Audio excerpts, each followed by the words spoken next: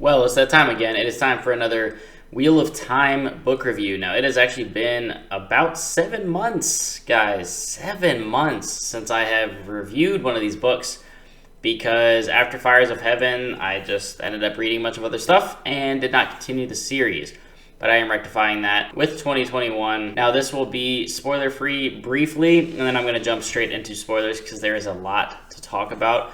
I absolutely loved this book. This is probably fighting for the top spot, which I think the Shadow Rising might still hold. Probably not now that I think about it. Lord of CHoas has so much going on. This is the new number one. Shadow Rising, I love you, but you can take the number 2 spot. So, what the hell happened in the Lord of CHoas? So, spoiler-free thoughts, this book has fantastic character moments. It definitely is a slower burn and slower pace, but I was never bored throughout this book. There's so much that's happening. It's just not action-packed, but there's so much maneuvering and manipulation happening, and the Aes Sedai versus Rand and his crew, and the White Tower against the rebel Aes Sedai. There's so many moving parts to this, and every character has something incredible happen in this book. The things that happen in this book are truly incredible and sort of massive for the rest of the series. Just the implications of some of the things that happen in this book. I honestly can't wait to read Crown of Swords. Read this book if you have not. If you're this far into the Wheel of Time, keep going, because this book does not disappoint. It's outstanding. If I had to mark a negative, it's really just Robert Jordan's writing style at times, the heavy description and stuff like that. If you're not used to it and you don't like it, that's not going to change. That and the women in these books are so mean sometimes. But honestly, this is something truly epic and incredible being built here, and I can't wait to see how it ends. So I think I'm about halfway through the series now, and I am chugging right along. So spoiler-free section over. Let's talk about some spoilers. I'll see you all next time if you don't want spoilers. So the way that I typically do spoilers for Wheel of Time books, rather than do sort of like a summary of the entire thing, there's plenty of videos that exist for that. Go check those out if you want to sort of walk through the entire book. I usually focus on the characters and the big moments that stuck out to me while I was reading it. So that is what I'm going to do here. So first off, this book was much darker than I was expecting. I guess Lord of CHoas, I probably should have known that it was going to be a little bit darker, but this kind of took a different tone at a certain point, and it's not like a grim dark book or anything, but I mean, there's torture in this, there's a lot of death, there is a good amount of destruction, and it was a change of tone that I enjoyed, and I'm really looking forward to seeing if there's more of that, because the way that this is going, like the entire premise of the Wheel of Time is pretty dark. Like, just think about it for a second. Like, a guy that's supposed to be this, Dragon Reborn channeler, crazy, magical, powerful person is going to destroy the world. It's not going to be a happy ending unless it changes. But this definitely took on that tone for the better, in my opinion. I don't want to jump straight to the end. So let's talk about some of the awesome things that happen up front. Of course, if you're this far in the Wheel of Time, you know what to expect from Robert Jordan's writing style. He's heavy on the description, heavy on the dialogue. The world building is fantastic, because this really feels like a lived-in, breathing world that this man just spent just tireless hours creating, and that's admirable, and it's just so good. The slow pacing, this wasn't like Fires of Heaven for me slow, where it was slow and I didn't care about what was happening. This was slow, but it was so interesting from start to finish, all the way up to the epilogue was, I'll get there. So characters. Elaine was not in it too much, but I joked on my Discord that she didn't do anything in this book. Yeah, obviously a joke. It's just that she wasn't in it a lot. When she is brought in by Matt and his army, she just, I don't know, she kind of rubs me the wrong way right now. She's sort of secondary in the story, but she's always entitled and kind of comes off as self-centered at times. But shit, I mean, she created a ter'angreal and an ungreal. Like, that's pretty crazy. And the implications of that, I mean, just somebody that's not an Aes Sedai, somebody who's not even in the White Tower, being able to produce an item like that. I don't even know where this is going to go with her. Who's next? Nynaeve. Nynaeve is my girl. I love her. Even when she bullies Matt. Just, she's had such a good arc. I mean, from being the Two Rivers wisdom to where she is now, being so reluctant and suspicious of Moiraine and the Aes Sedai, as she should be, and now, you know, being accepted, and now, as of this book, being fully Aes Sedai thanks to Egwene. She has just had such a fantastic character arc. I think it was TSR when they went through the accepted test, and just, I mean, her use of balefire throughout the series, just her anger, just raw power and energy flowing out is just, I love it. And she just, I don't know, man. She's something else. She's definitely a special character. And oh yeah, by the way, she cured gentling and stilling in this book. Holy shit. And one of them being Loghain probably will have not so great implications. Who knows? Maybe he'll just be Rand's buddy. We'll see. I don't entirely trust Loghain, obviously. And he probably has an axe to grind with the Aes Sedai for gentling him to begin with. So I have a feeling that, especially based, and I'll get to Rand in a second, but based on Rand's viewpoint of the Aes Sedai, friend or foe, I have a feeling that a lot of these channelers, these Asha'man that he's created, are not going to take shit from anybody. So Loghain specifically, I don't think so at all. So yeah, I mentioned Egwene. Yeah, Egwene becoming the Amyrlin seat for the rebel Aes Sedai to sort of parallel or stand opposed to the White Tower. That's awesome. I did not expect that promotion right away. So that was a holy shit moment. She basically went into this meeting, you know, like, I'm not an Aes Sedai, sorry guys, like, I'm only accepted, this is all sham. And they're like, hey, you want to be the Amyrlin seat? And she's just like, what? So that, her whole character arc is great so far too. I've been wanting her to do more in the story and kind of take on her own truly important quest within the world, and being an Amyrlin seat is definitely up there. She, of course, then, you know, knowing full well that the rebel Aes Sedai are using this to kind of put her in place as a pawn. She can be manipulated, she can be used. She does it anyway, under the circumstance that her and Nynaeve become full Aes Sedai, so that's awesome. So they're truly recognized as full Aes Sedai, and they don't have to pretend anymore, because now they are. And then, of course, she has the crazy moment at the epilogue, you know, so concluding this insane finale. You have her releasing Loghain to kind of like go to Rand. I don't really know what to make of that. It doesn't sound like the best idea in the world. I think he would be incredibly useful to Rand and a great asset to have, but this is also a false dragon we're talking about, and he's gone through gentling and now being restored. I don't know that he's going to be that happy, guys. I mean, he could even branch off and, I mean, he's not going to go, like, run to the White Tower. That would make no sense, because they would just be like, gentle again. But he might oppose Rand. He might try to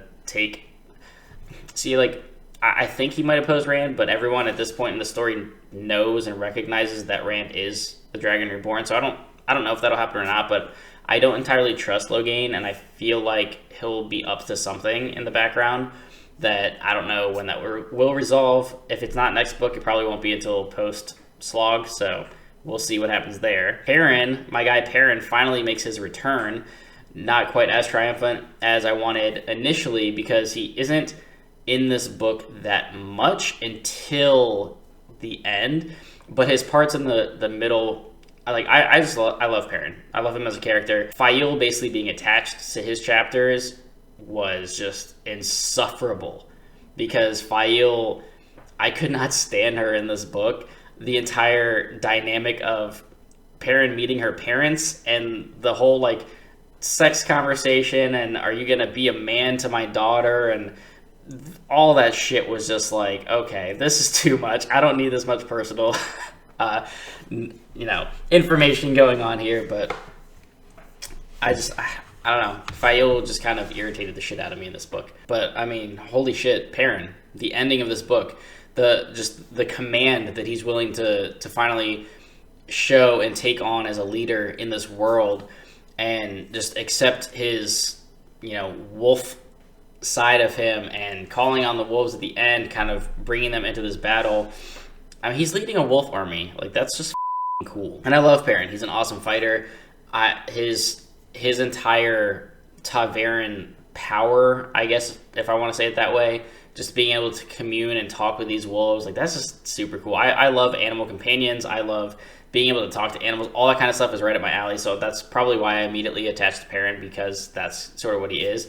So I loved him and his role that he played in the final battle, and them kind of running towards it and getting the thoughts of like reaching out to the wolves. Just all that is just so awesome. Matt. I actually like Matt now. Matt's hilarious. I hated Matt for 3.5 books. It took until TSR to really start to enjoy this character. And damn, like, I know I mentioned the women are mean. Can we stop being dicks to Matt? Like, when he saved all the chicks from the tower 3 books ago? Was that in Dragon Reborn? I'm forgetting now. And they all just like were like, oh, what took you so long? Get out of here, Matt. And like bonked him on the head or whatever. They're so mean to him. And then this shit happens again. Like, he brings an army to Elaine, and Elaine is just being an ass to him. Nynaeve like kicks him. Just no one's nice to Matt, and he doesn't deserve that shit. Like, he's got his luck. He's got his army. He's got military strategies in his head from TSR. This guy is useful. You need to stop being mean to Matt, okay? All of you that can't hear me because you're fictional characters in a book that came out 30 years ago, stop it. And then, of course, there's a bunch of side characters and other named characters that I'm probably not going to get to, but Rand is in full force in this book. So what I loved about Rand is for damn near 3 books, up until Dragon Reborn, I felt like he was just being pulled along and sort of guided or pushed through the story, and he didn't really make a lot of decisions for himself. Moraine was manipulating him. The Aes Sedai were kind of tugging his strings left and right, and it finally took until TSR for him to be like, look, I'm done with that. I am my own person. You're not going to push me around. I am not going to follow you anymore. And then Fires of Heaven happened, and there were some things that went on. But this book, Rand is not messing around anymore. He took full control of his powers to the point where the White Tower sent 13 Aes Sedai, enough to gentle him if needed, and kidnapped him, beat him, tortured him. I mean, in retaliation to him killing 2 warders trying to escape, and that's just hand-to-hand combat. And warders are supposed to be these, heightened, almost humans, like godlike with a sword almost. Not godlike powers, but you know what I'm saying. They're very, very skilled with swords and can kill regular people with swords. And Rand just kills 2 of them without his powers. You're getting this whole buildup of him creating the Asha'man and the Black Tower to oppose the White Tower, and gathering all these channelers and trying to teach them to use that power, and that it's okay to channel, but also knowing that they're probably going to go crazy and blow shit up at one point. And this entire book, like, Rand is partially insane. Partially is, like, putting it lightly. Lews Therin is running around in his mind just like, kill him, like, I hate this person, kill that person. And just, he's, like, all over the place. So you have this entire internal conflict of Rand just mentally battling with Lews Therin, and Lews Therin wanted to basically come out and make things happen, and Rand is constantly telling him to shut up. And this all culminates in this finale that, holy shit, was incredible. It's got to be the best battle that I've seen in the series so far. You've got, this army of the Aiel. You've got the Rebel Aes Sedai. You've got the White Tower Aes Sedai. You've got 2 Rivers archers. You've got wolves. Who am I missing? Am I missing anybody? I feel like this is all happening. Rand is still in this box. I forgot to mention Min. Min plays a large role in this as well, but her main things happen while she's with Rand, and it kind of seems like the whole triple wife is going to happen, but we'll see where that goes. That's a whole nother tangent. But Min is kind of with Rand during this battle, and when he, breaks out of his containment and just starts torching people, he's worried that Min might have, been a casualty of it. He is just destroying shit. The Ashaman show up and just run wild on this battle, just like fire. Is this the pictures here? This Lord of CHoas picture, just like fire tornadoes and just destroying everything in sight, friend or foe. I mean, casualties all over the place. These dudes are just lighting up the battlefield, and it's sort of like the darkest and most raw and violent that I think the series has gotten. This whole battle, I mean, just the death and destruction that takes place here is nuts, but it's so cool. This is what I live for in fantasy. Everything else is also good, but like when you have just awesome battles, that is just straight to my heart. And then, I mean, the aftermath of the battle was equally as awesome, because Rand is to this point where he's like, okay, I was taken from my simple life in the Two Rivers. Moraine, manipulated me for how long? The Aes Sedai manipulated me for how long? I've had to deal with Black Aja. I've had to deal with Red Aja. I've had to deal with the Dark One. All these people manipulating my life. And then it gets to this point where he's like, you know what? Fuck all that. All you White Tower Aes Sedai that tried to kidnap me and most likely would have either killed me or gentled me, kneel. And all of the rebel Aes Sedai are like, Rand, this probably isn't a good idea. Like, you can't force the Aes Sedai to, be bent to your will. And he's just like, you know what? You can kneel too. Everybody kneel. I said you would be on an equal footing with the Tower emissaries, and for bringing 9 you will be. They are on their knees, Aes Sedai. Kneel. Kneel and swear to the Lord Dragon, he said softly, or you will be knelt. So Rand is in charge. So I don't even know, like, are the Aes Sedai just going to be sort of slaves to Rand and the Ashaman now? It's going to be crazy, man. I don't know what to expect from here. I love, though, that this wasn't... And the Fires of Heaven wasn't either, and I don't even think TSR was to a degree. I love that it's not the Rand battles the Dark One at the end. Like, this was just a large-scale conflict, and then the immediate reaction to the conflict was just as interesting and insane. I can't wait to see where Crown of Swords goes. This is definitely the top spot in the Wheel of Time for me so far. But yeah, this book was awesome. I'm sure there's a ton of details and other minor characters that I may have missed. I apologize, Wheel of Time community. I am never going to know everything about these books. As I said, there are plenty of summaries and wikis that exist if you want deep dives into all of the detail of the text. That is not me. I focus on what I remember, what sticks out to me, and the characters that I love to read about. So that's going to do it for the Lord of CHoas review, but I would absolutely want to know your thoughts on this book. What is your favorite Wheel of Time book? If you had to pick either from the first 6 that I've read or the entire series, where does Lord of CHoas stand in your opinion? For me right now, it is the #1 slot, and it's probably going to take several books to be topped, but that's where I stand right now. So like and subscribe. As always, do hit up Patreon.